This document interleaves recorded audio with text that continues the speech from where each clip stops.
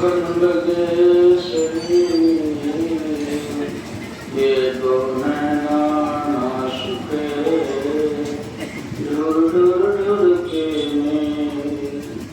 माता से हरि सो गुना, हरि से सौ गुरुदेव, प्यार करें गुण हरें, चरण दास सुखदेव। सुरति करो मेरे साइया, पड़ा हूँ भोजन माए, देखत ही बह जाएंगे, जो नहीं पकड़ो माए। पार ब्रह्म परमेश्वर, पूर्ण सच्चिदानंद, नमस्कार गुरु आपको, सर्व संतन के संग। नमस्कार हरि आपको, सर्व संतन के संग। आनंद कंद भगवान की जय, दयालु सद्गुरुदेव महाराज की जय। सीताराम सीताराम सीताराम, सीताराम सीताराम सीताराम, सीताराम सीताराम सीताराम, सीताराम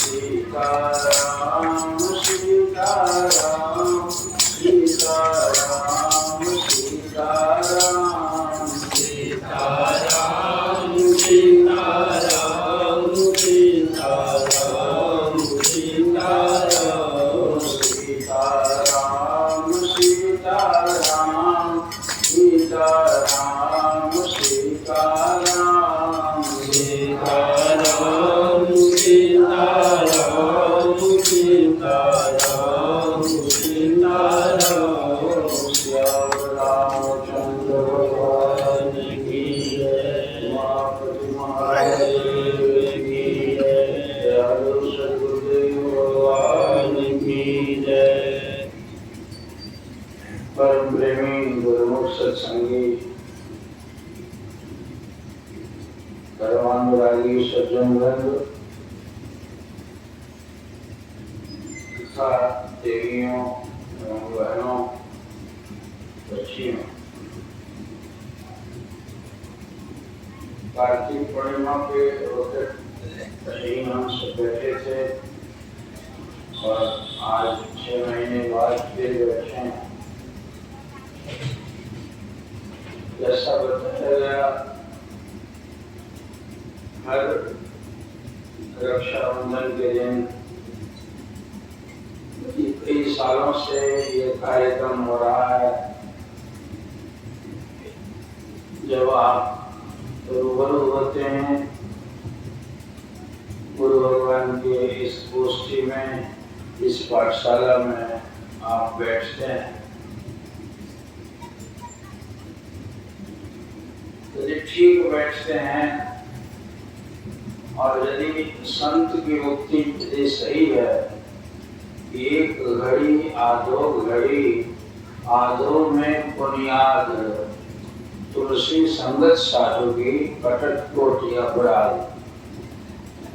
एक घड़ी और आधे में भी आधे घड़ी यदि साधु की संगत में बैठो तो करोड़ जन्म के अपराध जो किए गए हैं, बहुत सा किए, उनका क्षेम हो जाता है, उनको हटा देते हैं। अब आप कहेंगे कि हम 2 घंटा भर से बैठे हैं और अभी आप कब तक बैठाए रखेंगे, लेकिन बैठे नहीं हैं आप। सबका चेहरा मैं देख रहा हूँ, कारण कि आपसे ऊंचाई पर बैठा हूँ मैं। और इसका जो अर्थ मान लीजिए, इसी माने में मैं आपसे ऊंचा हूँगा और यहाँ मेरी चौकी आपसे ऊंची है। आप मुझे देख रहे हैं और मैं आपको देख रहा हूँ। हाँ, ये अलग बात है। कुछ सज्जन जिनके घुटने में दर्द है हो सकता है घुटने में दर्द का बहाना भी हो, मन में दर्द है, मन चालाकी करता है, इसलिए दूर जाके बैठते हैं कि हम यहाँ बैठ के सत्संग भी सुन लेंगे। और यदि कोई चूहा उछल के आया या भागने लगे तो हम बच भी जाएंगे। इस मन से सत्संग करते हो और कहते हो कि हम तो सत्संग करते हैं। और हमने इतने साल सत्संग किए हैं, तुमने कैसा सत्संग किया है अपने मन से हिसाब लगा लो। सत्संग तो मीरा ने किया था, सत्संग तो प्रहलाद ने किया था। उस बच्चे को हाथी तरह दबवा दिया गया और तभी वो हरिनाम नहीं छोड़ा। सांप का पिटारा भेजा गया, पहाड़ से गिरा दिया गया, तभी मीरा ने छोड़ा नहीं। अब हम उस क्लास में बैठे हैं, हम भी किसी भगवान को मानते हैं, मेरी निष्ठा है उतनी भगवान के प्रति कितनी निष्ठा है। मामूली सी जरा सा कोई व्यवहारिकता में कोई परिस्थिति बस चोट लगती है तो भगवान को, गुरु महाराज को दोष कहने लगते हैं। और तुम्हारा छोड़ना और पकड़ना कितना सतही है। सुबह एक सज्जन आए, थोड़ी देर बैठे, शायद उम्मीद करते होंगे कि उनको ऊंचा आसन मिलेगा कि नहीं मिलेगा, तो उनको मैंने जरा ताने दे दिए कस के। थोड़ी देर में कहते हैं कि जरा सवारी की दिक्कत होगी इसलिए चले जाते हैं, सुरक्षा है। मैंने प्रसाद दे दिया, मैंने कहा चले जाए। इतना ढीले मन से भगवान को हमने समझा क्या है, भगवान को कितना पकड़े बैठे हैं। मैं यहाँ किसी गीता और गोविंद की कहानी सुनाने के लिए नहीं बैठा हूँ। मैं मानता हूँ कि आप मेरे हैं, क्या आप भी मानते हो कि मेरे हैं? और ये मेरे और मेरे का बंधन कितना मजबूत है, ये तुरंत पता चलने लगता है। सवेरे हमको हंसी आ रही थी, नाम नहीं बताऊंगा, उस समय इस इलाके में आया था तो दीक्षा लेने की बड़ी होड़ लगी हुई। एक सज्जन थोड़ा धार्मिक थे, तथाकथित, बहुत नाम जपते थे, बहुत थे। उनके 2 बेटे थे। तो गांव के गांव लोग दल के दल उसमें मंत्र रहते थे। बड़ा हल्ला था कि इस इलाके में बड़े विद्वान, बड़े सुंदर, पढ़े लिखे, बड़े त्यागी विरक्त महात्मा आए हुए हैं। पूरा गांव देखा होगा जो पुराने लोग बच रहे हैं। मैं किसी गांव में गया था और मैं आधा घंटा प्रवचन करके निकला, पूरा गांव ही पीछे लग गया था। और गांव था तो नहीं जाने देंगे और सड़क पर लोग लौट गए, वही मैं हूँ। तो उस समय दीक्षा लेने की बड़ी होड़ थी। उनके बड़े बेटे ने दीक्षा ले ली। दीक्षा में हमारे यहाँ संकल्प कराया जाता है। अब तो बहुत सारे मत पंथ चल पड़े हैं कि मांस खूब खाओ और मौका मिले तो शराब भी पी लो और केवल मेरा नाम जपना, हम पार कर देंगे। इतना सस्ता भी पंथ चल पड़ा है। तो हम तो सनातन के मानने वाले हैं, हमारे गुरु ने ऐसा नहीं सिखाया है। तो मैंने उसको, बड़े बेटे को दीक्षा दे दी और दीक्षा में उसे संकल्प करा लिया कि तन मन अर्पण करता हूँ, बदले में कहा मांस मछली मत खाना, अगर आहार विहार छोड़ के यदि भजन करोगे, देव हर डॉक्टर ही मंत्र दवा देते वक्त में परहेज बताता है। तो परहेज हमारे यहाँ आज भी कोई आता है तो भाई खान पान को ठीक करना पड़ेगा। है जैसे खाए अन्न वैसा बने मन, जैसे पीवे पानी वैसी बने पानी। ये गुरुदेव कहा करते थे। जैसा खाओगे, खाना खाओगे, मुर्गा मरोड़ के खाओगे, बकरे खाओगे और मन को खाओगे, समाधि लेकिन है। गुरु जी के यहाँ से 10 साल जाते हुए हो गया, हम तो आकाश में खिले ही नहीं है। हमारे घर का छप्पर तो बंगला बना है। तूने किया क्या जो मांगने लगे? किया तो था बुद्ध देव ने, पूरा अपना राजपाट छोड़ दिया था, तो आज पूरा पंथ ही बुद्ध पंथ चल पड़ा है। इस रास्ते पर आने वालों ने तो क्या क्या नहीं छोड़ा, अपना घर छोड़ा, कार और सबने क्या क्या नहीं छोड़ा हो, तब उन्होंने पाया। तुम छोड़ते तो कुछ नहीं हो, आते हो महिला साहब तो कोई फूल लिए हुए और दूसरे हाथ में बगल में सोचते हुए इनको सोने का कहीं क्यों नहीं मिल गई। तो अपना त्याग देखो, अपना प्रेम देखो, और जो मिलने वाला है, जो उम्मीद करते उसको भी तो देखो यार। सौदागिरी भी करने चले भगवान के लिए, कितना सस्ता। तो उस लड़के को मैंने मन छोड़ दिया। दूसरा छोटा बेटा जो है वो अपनी माँ से कहा कि माता मैं भी जाता हूँ दीक्षा लेने स्वामी जी से। भैया तो ले ही लिए, तो भैया कहती है कि बेटा थोड़ा दिन मुझे जीना है, और एक तो जाके मंत्र ले ही लिया, अब तू भी मंत्र लेगा तो उनको मछली खरीद कर कौन ले आएगा? हम तो छोड़ेंगे नहीं। अब मेरा तो दांत टूट गया है, मुझे तो मांस खाएंगे हम, और उनको मछली चाहिए, मुर्गा चाहिए, और तू यही करेगा तो कम से कम माता का श्राप तो मत लेना है। हम माँ हैं, हमको इतना तो सुख दे, तू दीक्षा ले लेगा जाकर तो फिर कौन मछली लाएगा?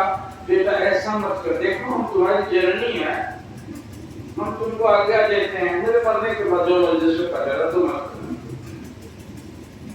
उसने आगे कहा कि क्या करे स्वामी जी, मन तो था मुझे कि कल आके मंत्र ले, लेकिन माँ कहती है कि मुझे मछली कौन देगा? अब माँ की बात न माने तो पाप ही न लगना है, इसलिए हमको क्षमा कर दीजिए। अब इस तरह की भी माँ होती है। और एक सुमित्रा भी माता थी। लक्ष्मण पूछने जाते हैं भगवान की माँ से आज्ञा ले लो जंगल जाने के लिए, तो जाके जब पूछने जाती है तो कहते हैं कि बेटा कहीं जीवस्य भानु प्रकाशो, और वहीं अवध जहाँ राम निवासो। अवध तुम्हारे लिए, तुम्हारा अवध तो राम का चरण है, और राम जहाँ जा रहे हैं तू चला जा। मार रोने लगती है कि हमको बीड़ी कौन लेके देगा? सुमित्रा जी रोई। उसका बेटा था, तुम्हारा बेटा कोई सोना का पैदा हुआ है। और माताएं भी इस तरह से गलत रास्ते की ओर जाने के लिए बेटे को बनाती हैं और फिर दुहाई देती हैं कि मैं माँ हूँ, तुम्हारी जननी हूँ। शास्त्र कहता है जबरदस्त, वैसे माता पिता के लिए कहते हैं कि स्वर्ग से भी ज्यादा बड़ी तो है, लेकिन धर्म के रास्ते से यदि हटाने वाले माता पिता हैं, वैसे माता पिता की आज्ञा नहीं मानने से कोई पाप नहीं लगता। सही माने में दो टूक कह दो कि माता प्रणाम करता हूँ, तूने धर्म नहीं किया, मैं धर्म पालन करके भगवत भक्ति पर जाके मैं तेरा भी उद्धार करूंगा मैं। लेकिन आप तूने तो किया नहीं, मुझे जन्माए में अपना बुद्धि को एनर्जी लगा दिया तुमने, लेकिन अब हम तो तुम्हें तारेंगे और हम भक्ति ही करेंगे, इस बात को नहीं मानेंगे तुम्हें। बेटा भी ऐसा दमदार हो तब तो सुमित्रा ने कह दिया वहीं अवध जहाँ भान निवास है, और जा तुम ये वहीं में रहता है जहाँ सूरज रहते हैं, और भेज दिया। अब रामायण रामायण रामायण राम के भगत हो तुम, फोटो रख के अगरबत्ती दिखाते हो, उस राम का चरित्र पढ़ के देखो कैसे चरित्र है वो। दो बेटे थे सुमित्रा जी के, जब हनुमान जी संजीवन लेके लौट रहे थे और भरत ने रात को समझा कि पता नहीं कौन दैत्य है इतना बड़ा पहाड़ लिए जा रहे हैं, अयोध्या पर पटक मत दे, उन्होंने बाण चला दिया, राम राम राम कहते हुए लेके आ गए जमीन पर। अब उनको मूर्छा लग गई, दौड़ के गए कि कौन है ये, कौन? देखा तो ये बंदर, पूछा पूछा कि हे महाराज ये अपराध आपको मैंने और दिया, कौन है, परिचय बताइए। कहते हैं कि मैं और निर्पति दशरथ के जो राम है उस चारों चरण वाले राम का मैं दूत हूँ। हाय राम के दूत, क्या हुआ ये महाराज, मैंने इतना बड़ा अपराध किया। कहे कि वहां सीता का हरण हो गया है, युद्ध चल रहा है, भैया लक्ष्मण को मूर्छा लगी है, सुबह तक नहीं जाऊंगा तो उनके प्राण पर संकट है, इसलिए मैं संजीवनी लेने के लिए गया हुआ था। अब कितना दुख हुआ होगा भरत जी को। तमाम सब परिवार के लोग जुट गए और उनको लगे कहने कि हाँ ये क्या हुआ, ये क्या हुआ। अब वहां का समाचार सुन के और लोग व्यथित हो गए। भरत जी ने कहा कि हनुमान जी आप मेरे बाण पर चढ़ जाइए और मैं यहीं से बाण से आपको वहां भेज देता हूँ। मैं अवध का उनका सेवक मैं भरत हूँ। उनको और हैरानी हुई कि हाय मैंने भरत भरत भरत जिनका नाम रखते हैं राम, और उनका दर्शन मिल गया मुझे इतना चोट खाने के बाद भी। और यही अयोध्या है मेरे प्रभु की जन्मभूमि, ये परिवार वाले हैं और ये तो खुशी मना रहे हैं। अंत में उस कहानी को डिटेल में सुने होंगे आप लोग। सुमित्रा जी सुनती हैं उनके लक्ष्मण की हालत सुन के। दूसरे लोग कौशल्या जी दुखी होने लगती हैं और राम को कहती हैं कि जाके राम को कह देना कि ये लक्ष्मण उसको धरोहर था, दिया गया था अयोध्या से, और जब लक्ष्मण को कुछ हो गया तो राम मुंह दिखाने अयोध्या नहीं आएगा। तो सुमित्रा कहती हैं कि नहीं भैया हनुमान जी, यदि लक्ष्मण को मर ही गया तो भगवान की सेवा में एक बेटा गया, मेरा एक शत्रुघ्न बचा हुआ है, मैं अयोध्या की सेना के साथ में शत्रुघ्न को भेजती हूँ ताकि वो लड़ेगा। एक बेटा चला गया तो क्या है, उसी के लिए जन्म लिया है, भगवान के लिए जन्म लिया है। और वो कहती है कि जा। उनकी पत्नी को पूछा जाता है उर्मिला को, वो एकदम उनके कोई चेहरे पर शोक नहीं। कहते कि वही आप ही लक्ष्मण भैया की धर्मपत्नी हो और लक्ष्मण को कलेजे में बाण लगा हुआ है और आपको कोई उदासी नहीं देख रहा हूँ, रोते नहीं देख रहा हूँ। उर्मिला कहती है कि हनुमान जी आप जब छोड़ के आए थे तो लक्ष्मण कैसे थे, कहाँ थे। कहते हैं कि भगवान उनके गोद में उनका सिर था और क्या हालत थी, तो मेरे प्रभु रो रहे थे, हजारों कतार रो रहे थे और उनका गोद में ऐसे सोए हुए थे, लेटे हुए थे, उनको मूर्छा लगी। उर्मिला कहती है कि त्रिलोकी नाथ जिनको काल भी बाका नहीं हो सकता, जिनके एक भ्रेकुटी विलास मात्र से सृष्टि और लय होता है, उस प्रभु को जिसके लिए रोना आ गया और जिनकी गोद में थे उन मेरे पति को कुछ होगा तभी तो भगवत्ता में उनके कलंक लग जाएगा, मुझे विश्वास नहीं है। उनको नींद लग गई होगी ना लड़ते लड़ते, इसलिए सोए, उनको कुछ नहीं होगा, इसलिए मुझे दुख नहीं हो रहा। कैसे थे लोग। एक बेटे को भेज दिया, जा, वो भी माता थी। 3.5 माताओं का नाम लिया गया है। एक सुमित्रा, एक रानी मदरसा हुई है, एक बाबा फरीद की माँ हुई है और एक और जिनका है गोपीचंद की माँ। 3.5 माताएं जिन्होंने सारी दुनिया की माताएं अपने बच्चों को भगवान की ओर से मोड़ती हैं। ये अपना मोह पूरा करने के लिए मुझे मछली कौन खिलाएगा, तू जाएगा वो तो भगवान की भक्ति करने के लिए। ऐसी माताएं, ये सारी माताओं को प्रणाम करता हुए नाराज न हो जाए मेरे ऊपर। कोई ऐसी है जो लगावे कि मैं जाके भक्ति कर दूं, सेवा कर दूं, ऐसा नहीं होता है। 3.5 माताओं का नाम दिया जाता है। कहा था गोस्वामी जी कहते हैं, जननी जने तो भक्त जन, या दाता या सूर, नाहित जननी 5 भर काहे गवावे नूर। गोस्वामी जी कहते हैं, मैंने जोड़ के नहीं कहा है, हे माता तो जन्म देना, तो भक्त संतान पैदा करना, या तो वीर संतान पैदा करना। नरेंद्र मोदी भी तो किसी माँ के होंगे ना। जब जाते थे मैया को प्रणाम करने, 100 साल की माता सिर सहलाती थी, फिर कहते थे कि माँ एक दिन रह जाऊंगा आपके पास। नहीं बेटा, तेरे पास बहुत बड़ा काम है, सारे देश का बोझ लिए बैठा है, मेरा आशीर्वाद है, सिर सहला कर तू चला जा, मेरे पास रहने की जरूरत नहीं। तो ये कहते हैं ये दाता या सूर नाई तो जननी बांझ बल नहीं पर जन्मे सोई अच्छा है।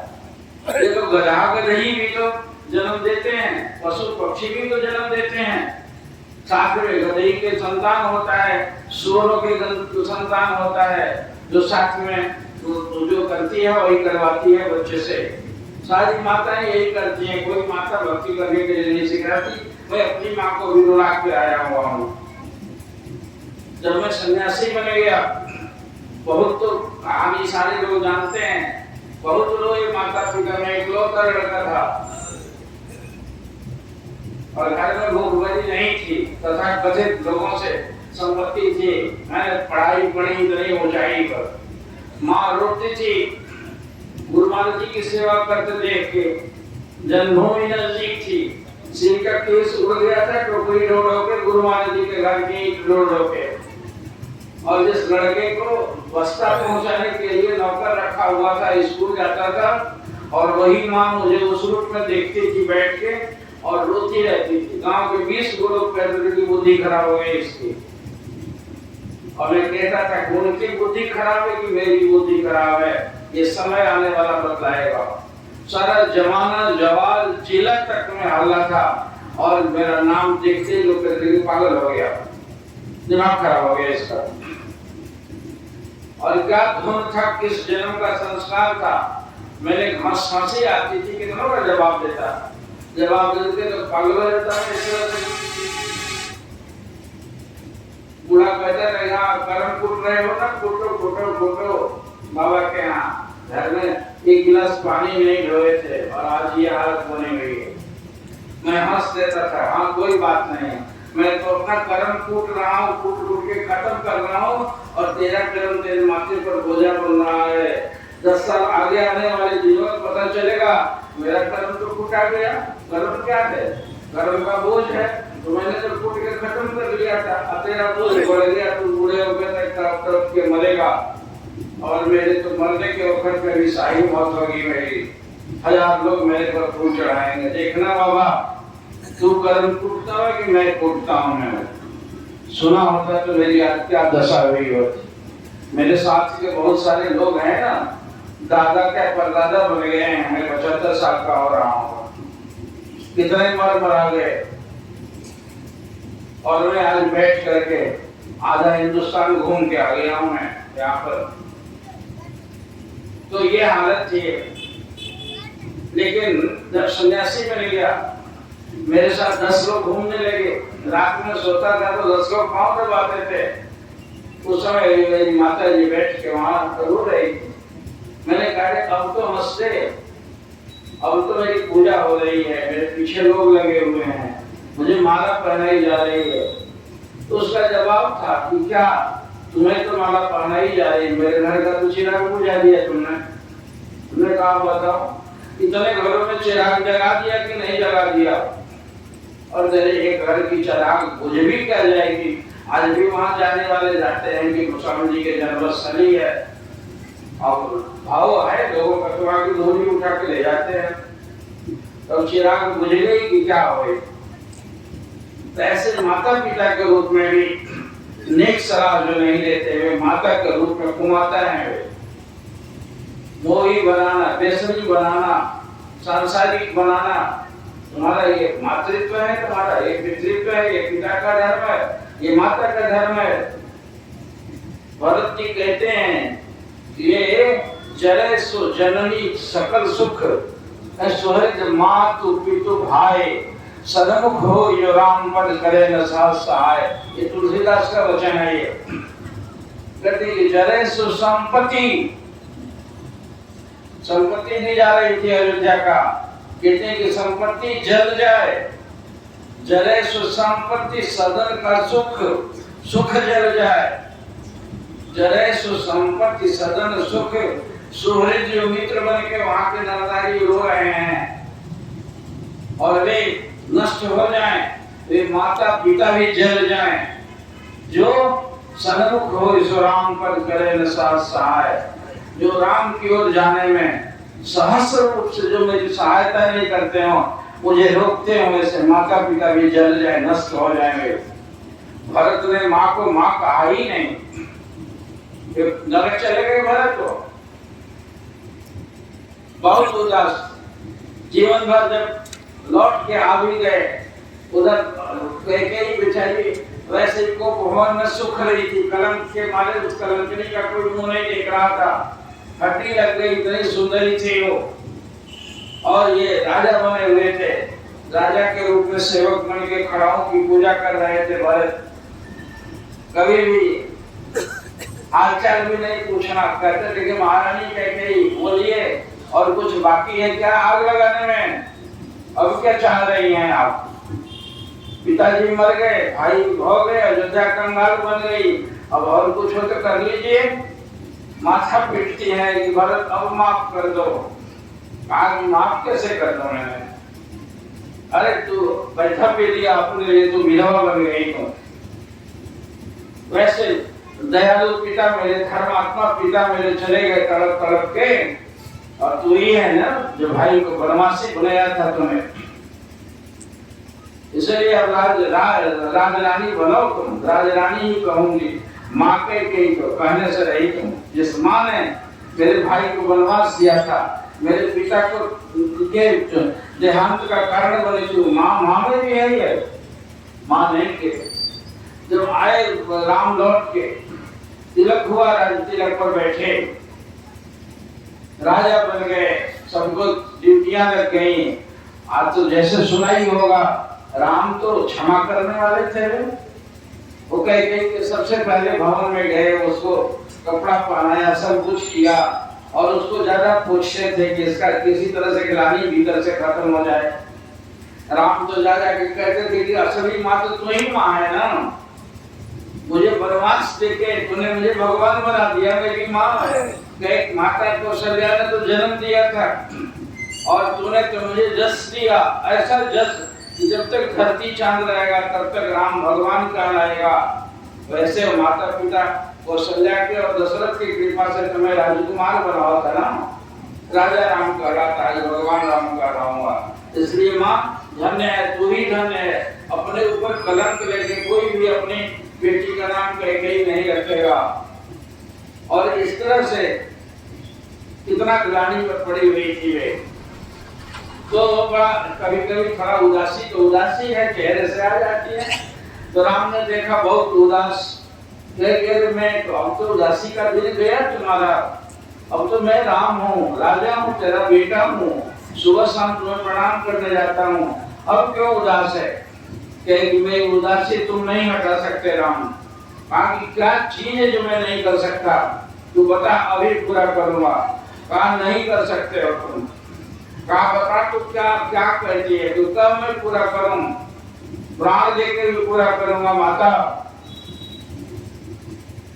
कहती है भरत मुझे माँ नहीं कहता।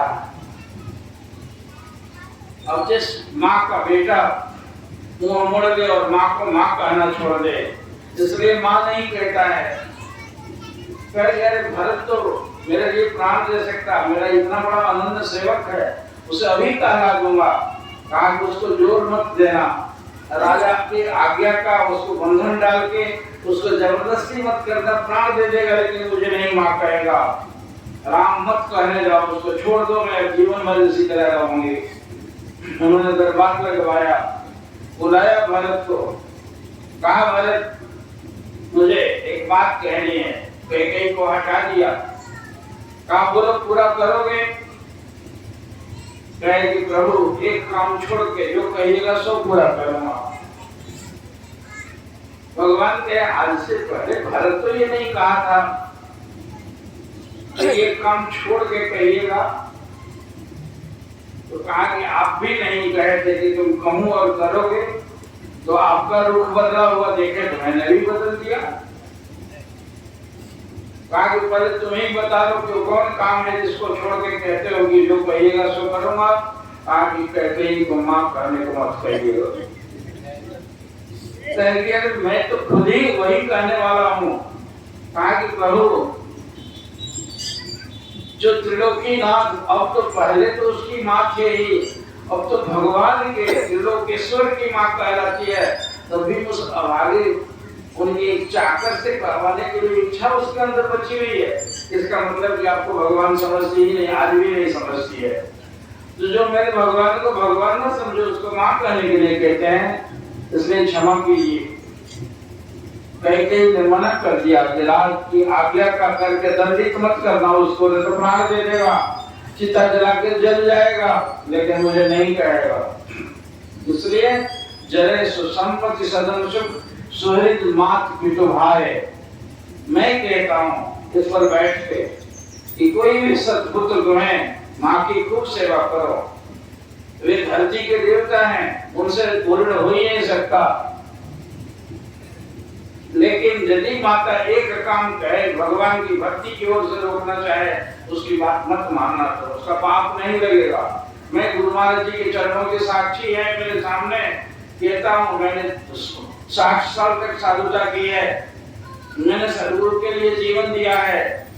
मैं उनके चरणों के सौगंध खा के कहता हूँ कि यदि तुम नहीं मानोगे, रोएगी, माथा पीटेगी, जो कुछ भी कहेगी, और तब भी नहीं मानोगे तो तुम्हें पाप नहीं लगेगा। भगवान गुरुदेव क्षमा करेंगे।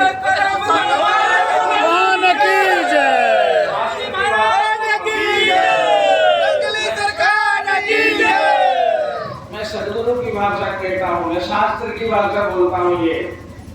और ऐसा यदि करोगे तो फिर जाओ, अपने भी गधे हो के, वो जो होती है कल तुम्हें भी गधे बना के गधा बनाकर ढोएगी। गधा अपने बच्चे को गधई क्या करती है, 4 बच्चा पैदा कर देती है, वो उसकी पीठ पर भी कूड़ा लगता है, गधई होती है, पर बेटा भी साथ साथ धो रहा है। तो तुम यदि ये करोगे तो ये सत्संग है, ये संतों की का हुक्म है, संदेशा है। कहता हूँ तुम माँ के साथ, पिता के साथ में, या जो घर के बड़े हैं, बुजुर्ग हैं, राम तक कहते हैं कवच अभेद विप्र गुरु पूजा, सुबह विजय उपाय न दूजा। जीवन में मेरे गुरुदेव का वचन है कि जो माता पिता और गुरु की आज्ञा का पालन करता है, उनके सामने सिर झुकाता है, वो दुनिया में कहीं भी नहीं झुकता है। तो इतना बड़ा महत्व भी दिया है, तो समाज के लोगों का भी तुम्हारे शरीर के लिए तैयार है, तुम्हारे परिवार का है, तुम्हारे देश का है। जो देश के इतने बड़े सपूत अपने ऊपर कितना करके रात दिन देश के लिए कर रहा है, उसकी माता कैसी होगी? जरा सोच के तो देखो, नरेंद्र माता की माता नहीं है। वो 24 घंटे में 18 घंटे दुनिया के लिए काम करने वाला, देश के लिए शादी करके छोड़ दिया उसने, हिमालय में जाके तप किए और माता के सामने जाते थे, आंख से आंसू भर जाता था। इधर ने और माता कितनी खुशी होती होगी उनकी माँ को। कभी रोई तुमने? अरे ब्याह करके मुझे पोता दिया हुआ था, काहे को चला गया तो ये करने के लिए? गांव के और लोग नहीं है जिसके भक्ति घर में रह के करो ना।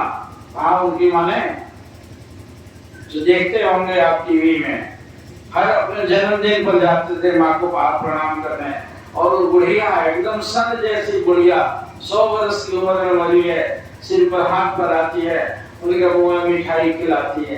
कहते कि माँ आज रुक जाऊं तुम्हारे पास? कह नहीं बेटा, तुम्हें बहुत काम है, 1 मिनट फुर्सत का है तुमको, तू जा, जहाँ लगा है वहीं लगा, मेरा हृदय से आशीर्वाद है। गले में लगा कर पीठ ठोक के विलट किया उनकी माँ ने। उनकी भी तो माँ है ना।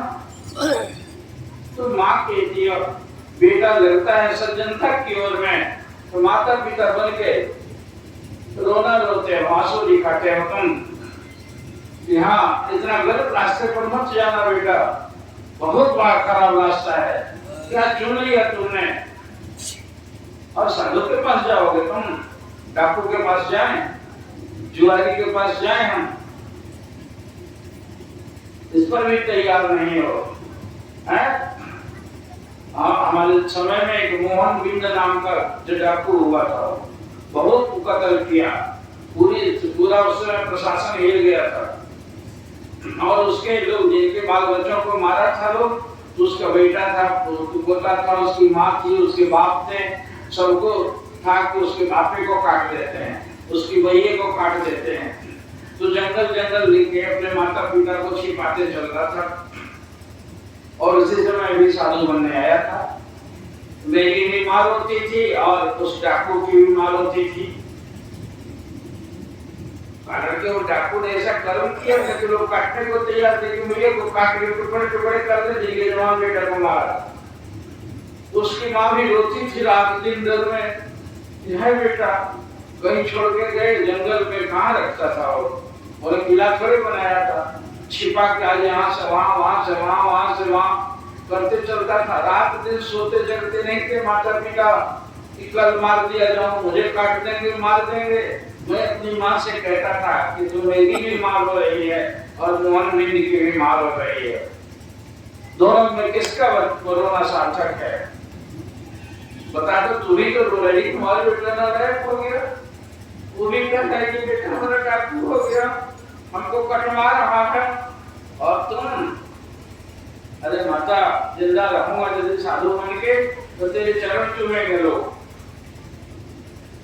और मैं इस रुलाई में तेरे रास्ते का फूल बन रहा है, ये आंसू नहीं है, ये फूल बन रहा है भगवान के रास्ता। तुम्हारे एक एक बूंद आंसू से भगवान के यहाँ जाने के लिए सीढ़ी बन रही है तुम। कहते हैं ये जिसके फूल में ऐसा भगत पैदा हो जाता है भगवान का, उसकी 7 पीढ़ियां चढ़ जाती है, 1 2 नहीं 7 पीढ़ी चढ़ जाती हैं।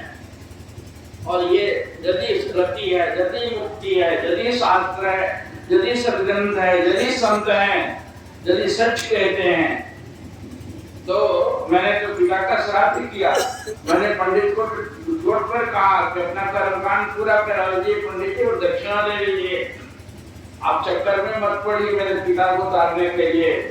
आपके गरुड़ पुराण में लिखा हुआ है कि जो गुरुमुख है उस सिद्धपीठ से दीक्षा लिया हुआ उसको सूतक मिलता ही नहीं है।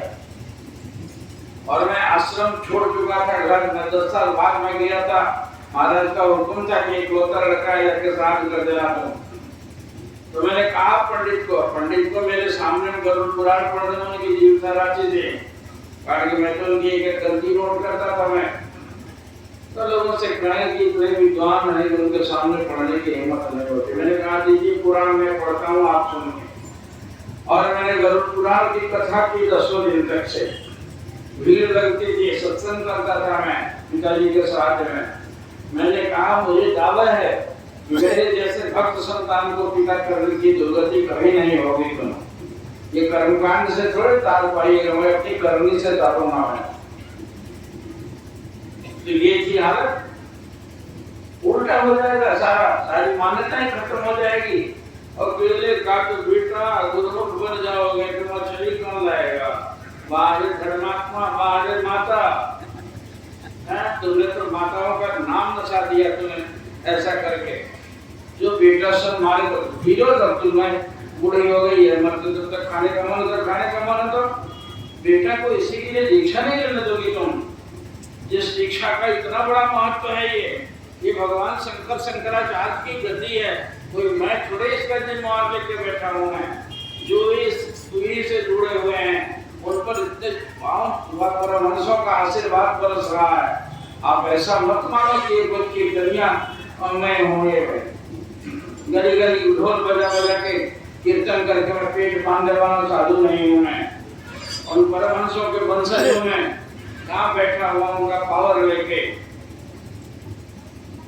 अनेक देखे, सैकड़ों देखे मैंने जीवन भर में, ऐसे ही मैंने जीवन दे दिया भी किया। मैं जिनकी कह रहे थे दादाजी सिंटेक्स के बहुत बड़े पदाधिकारी थे, हमारे गुरु भाई हमारे साथी थे, और वे बेचारे उधर चले गए, हम लोग इधर आ गए।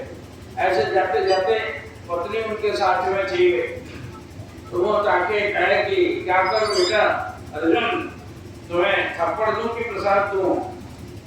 क्या हमारे जी थप्पड़ ही दे दिए और आगे काल पर है हमारे जी ने एक थप्पड़ लगा दिया, दूसरी तरफ कर दिया, दूसरा थप्पड़ लगा दिया। हाथ में प्रसाद लिए थे और लेके कटे ले तेरे ऊपर बड़ा संकट रहता है, पकड़ ले और संतरा फेंक दिया। तो चुपचाप देख के चले गए।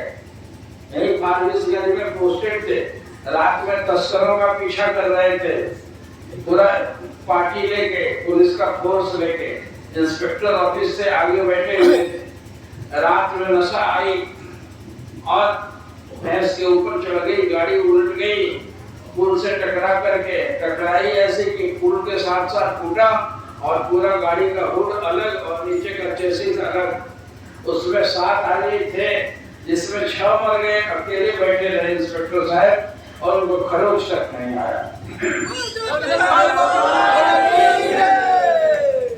तो ऐसे ही बिल्कुल जब होश आया देखे करके किसी का हाथ फूट के फेंका गया, किसी का कुछ, गाड़ी कहीं खाई में पड़े हुए हैं।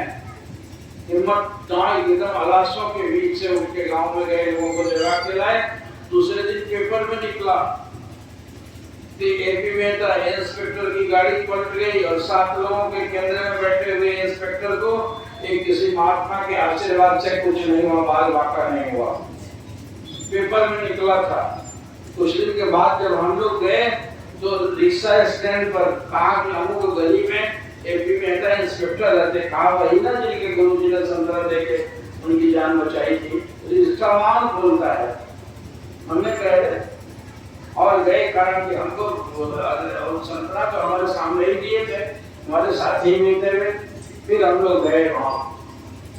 ये सब झूठी बातें हैं, मैंने आंखों का देखा है ना। तुम कहो कि कुछ नहीं है शक्ति, गुरु जी में कुछ नहीं ताकत है, हमें तो कुछ मिला ही नहीं, हमें तो कुछ नजर आया ही नहीं, नजर नहीं आया। कोई सौदा है क्या कि 2 रुपया दे दो तो 5 रुपया का सामान ले लो, नमक पर तेल कर दो। इसलिए इसकी कीमत समझो इस सत्संग का। ये सत्संग का क्षण जो है, पल जो है, नसीब बदल देने वाला है। हो सकता है कल आए दिन तुम्हें कुछ होना हो और ये निजात पड़ जाएगा। इतने महासम्मेलन में आए, भगवान का प्रसाद खाया, आपने गुरुदेव का नाम लिया, सत्संग सुना, यहाँ कीर्तन चल रहा है? कोई कहा कि हाँ खीर में चीनी डालने से खट्टा हो जाता है, चीनी सामने पड़ी है और गले के नहीं बड़ा खट्टा है, बड़ा खट्टा खीर हम नहीं खाएंगे। खीर में चीनी से यदि खट्टा हो सकता है तो ठीक है, यहाँ आने से भी तुमको कुछ नहीं मिला है और ना मिलेगा। भगवान भी हंसता है, तुम अपना देना देखो और तुम लेना देखो। और वह आराम करने वाला किसी का कर्जा उपहार अपने ऊपर नहीं लेता है। हाँ, माँ है वो, माँ का भी माँ है, वो वही होगा और जिससे तुम्हारा हित होगा। अब तुम मांगते हो आग का खिलौना तो मैया नहीं देगी ना, उस खिलौना रहने के हाथ जल जाएगा। बेटा जो भी हंस रहे हो कर रोने लगोगे। रोका यदि गया है तो विश्वास करो कि मुझे ऐसा ही उधर से वसूल हो रहा। भीतर से यदि निष्ठापूर्वक सेवा करता है और सत्संग करता है, भजन करते हो तुम, गुरु ने कहा तो था मंत्र कितने जपे तुम, चाहत तो बड़ी रखते हो। उन्होंने दीक्षा दी थी क्या 2 फूल की कीमत के बदले में तुम त्रैलोक चाह रहे हो। उन्होंने दीक्षा का मंत्र दिया था, इस शर्त के साथ इस जपोगे तो तेरा भवसागर पार कर दूंगा, दुनिया की कोई समस्या रहने नहीं दूंगा। मंत्र तो कभी नहीं जपे तुम, मांग बड़ी करने लगे। इसलिए सत्संग के महत्व को समझो। ये कार्यक्रम रखा गया, बिल्कुल ही 100 काम छोड़ के भी आना चाहिए। वे महाभागे हैं जो दुनिया की प्रपंच की बहानाओं को बहाना बनाकर इसमें शामिल होने से कहते कि 100 काम बिगड़ रहा हो तब भी करो, सत्संग से मत छोड़ो। तो ये तुम्हारे जीवन के लिए दूध है। जैसे माता का दूध तुम्हारे शरीर के लिए अमृत है, वैसे ही तुम्हारी आत्मा के लिए, तुम्हारी रूहानियत के लिए गुरु का दर्शन, उसका उपदेश, उसका मंत्र और उसकी कृपा तुम्हारे जमीन को उठाने के लिए ये अमृत से भी अमृतमान अमृत है। ये आप सत्संग में आए, शाम हो रही है, आगे मन से जो आते हैं उनको ताना भी पड़ता होगा।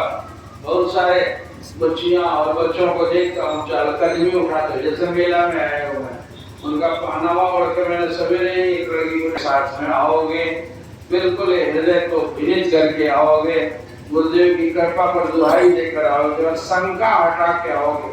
मन से शंका रख के मत आना, तुम आधे अधूरे मन से मत आना, और आना जरूर। सत्संग का बुलावा जाए तो कहते थे गुरु महाराज जी कि ससुराल से सारा का निमंत्रण आ गया शादी का, और इधर से गुरु महाराज जी के घर के सत्संग का निमंत्रण आ गया, दोनों एक ही दिन हो गया, तो क्या करोगे बाबूजी?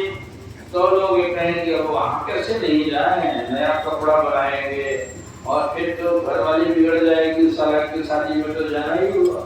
गुरु जी क्या बिगड़ेंगे, जरा बड़ा ताना देंगे, करवा पूछेंगे, कल चल जाएगा काम, इसलिए वहां तो जरूर जाओगे तुम।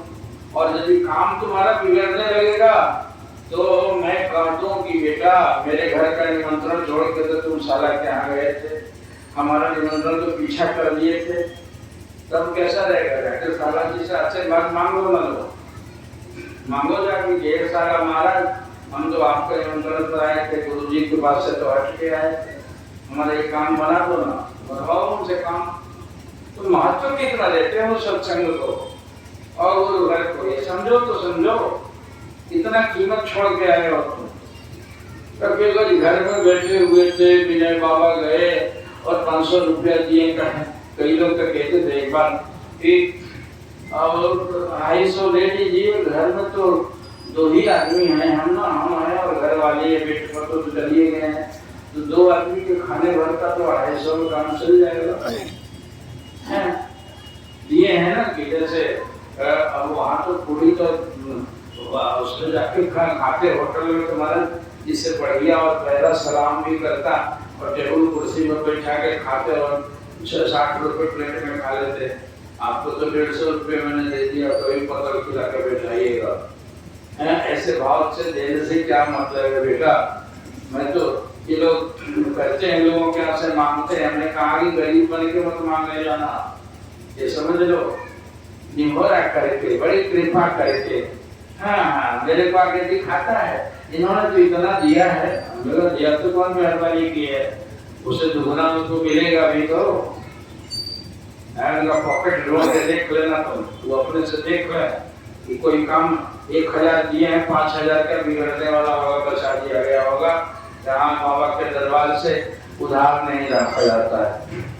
तुम मांगने गए थे, शाही शान के साथ मांगना कि आपके उतने कमाई के हिस्से को लगाने जा रहा हूँ, आपका पाप ताप ले जा रहा हूँ कटवाने के लिए, मेहरबानी मत कीजिए मेरे ऊपर में।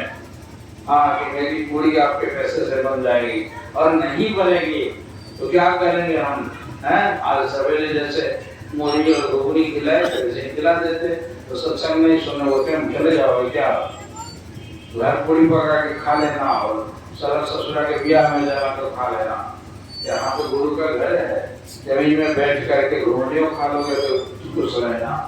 इसलिए सत्संग के महत्व को समझो, भगवान के महत्व को समझो।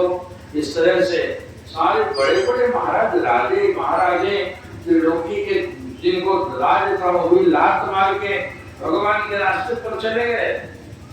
वो पागल थे क्या? आज संसार उनको मान रहा है, तुम अपने त्याग को बड़ा त्याग मान के बैठे हो ना, तुम समझो ही तो। इसलिए तुम चलो, तुमको नहीं कहते लात मार के आओ, जितना आते हो उतना आओ, नाउमीद मत हो कभी। और भगवान का घर कभी नाउमीद नहीं करता है। तुम्हारे ऊपर जो हित होगा, जो कृपा होगी, जो तुम्हारे लिए परम हित का काम होगा वही होगा। ये दावा है, ये सदगुरुदेव का आशीर्वाद है। आज के इस महान पर्व पर आप सबको हृदय से आशीर्वाद देता हूँ। सदगुरुदेव आपको खूब खूब खुशी रखें, भाव के बीच में भी, दुख के बीच में भी, कठिनाई के बीच में भी आपके चेहरे की मुस्कुराहट बंद नहीं होनी चाहिए और आप हंसते रहें, खिला के हंसते रहें। आपके मुंह से मधु चुए आपके व्यवहार से, अमृत टपके, और जहाँ जिस किसी को सके उसको लगे कि सचमुच ये सत्संगी है और सचमुच किसी गुरु का सुपुत्र है ये, और किसी घर का, किसी इतने बड़े गुरु पीठ का अनुकर है, अनुचर है, शिष्य है। भगवान बहुत बहुत आपको आशीर्वाद दें, आप सबका मंगल हो। तुझसे गुरु दयालु